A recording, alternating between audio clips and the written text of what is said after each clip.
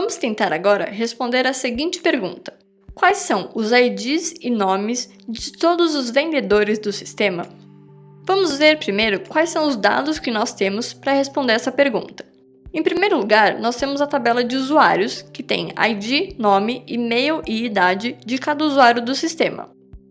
Mas essa tabela guarda os dois tipos de usuários que nós temos, tanto vendedores quanto compradores.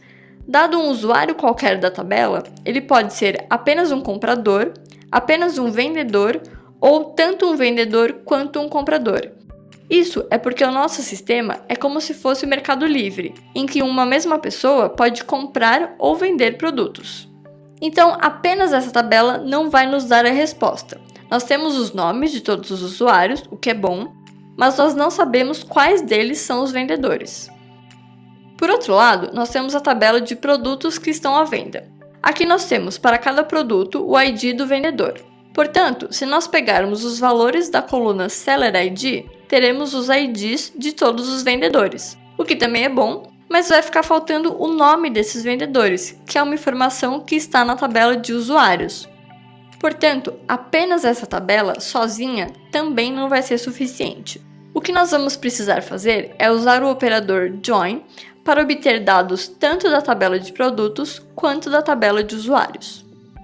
O join permite a combinação de tabelas, e essa combinação é normalmente feita através do casamento entre chaves primárias e chaves estrangeiras. A ideia é a seguinte: nós queremos usar a tabela Products para encontrar os IDs de todos os vendedores.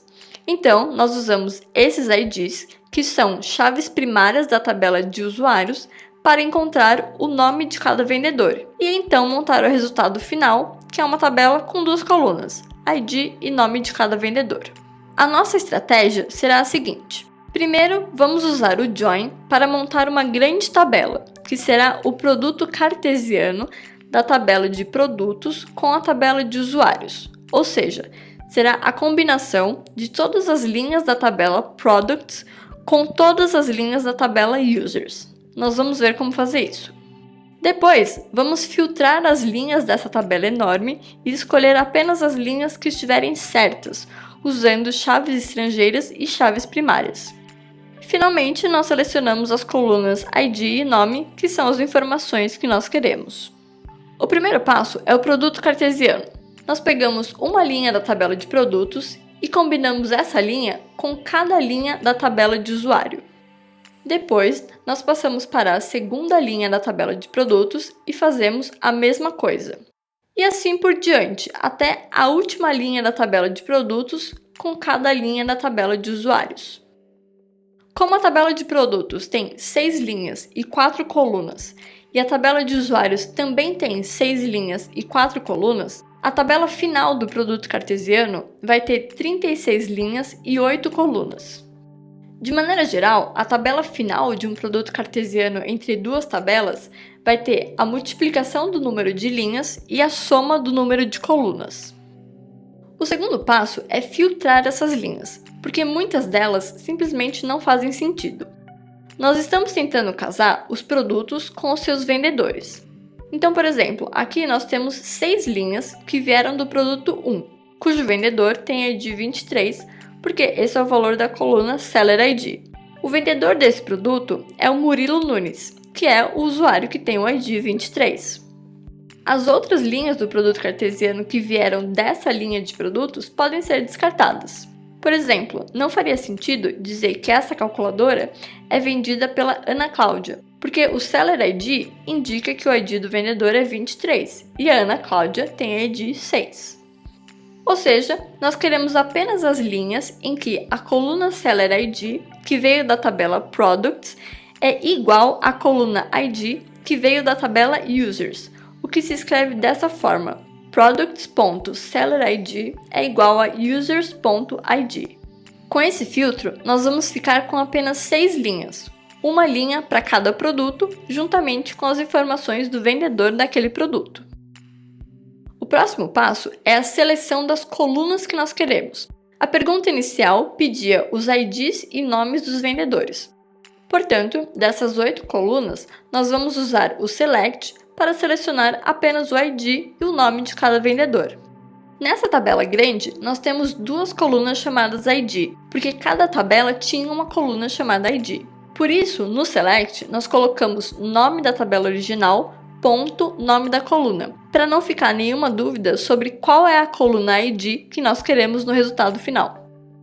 Finalmente, chegamos na resposta para a nossa pergunta. Aqui estão os IDs e os nomes de cada vendedor do sistema.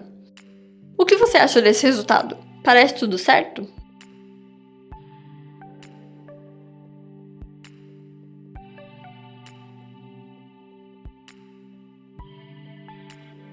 Tem um problema. Tem usuário que aparece mais de uma vez aqui. O Murilo Nunes, por exemplo, vende a caneca e a calculadora, e por isso ele apareceu 2 vezes. A mesma coisa aconteceu com o usuário Maria José. De maneira geral, cada usuário vai aparecer tantas vezes quantos forem os produtos que ele estiver vendendo. Aparecer 2 vezes pode não parecer nenhum problema, mas se um usuário vender 10.000 itens, ele vai aparecer 10.000 vezes no resultado, o que já não é tão bom. Existem várias formas de eliminar essas linhas duplicadas. Uma delas é usando o Group By, que você já conhece. Outra possibilidade é usar a palavra-chave Distinct no Select. Se 2 ou mais linhas tiverem exatamente os mesmos valores para todas as colunas, o Distinct retorna apenas uma das linhas.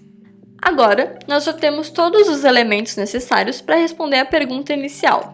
Falta apenas combinar tudo isso em uma única query, que fica assim: select distinct users ID, users.name, from products, join users on products.sellerID é igual a users.id.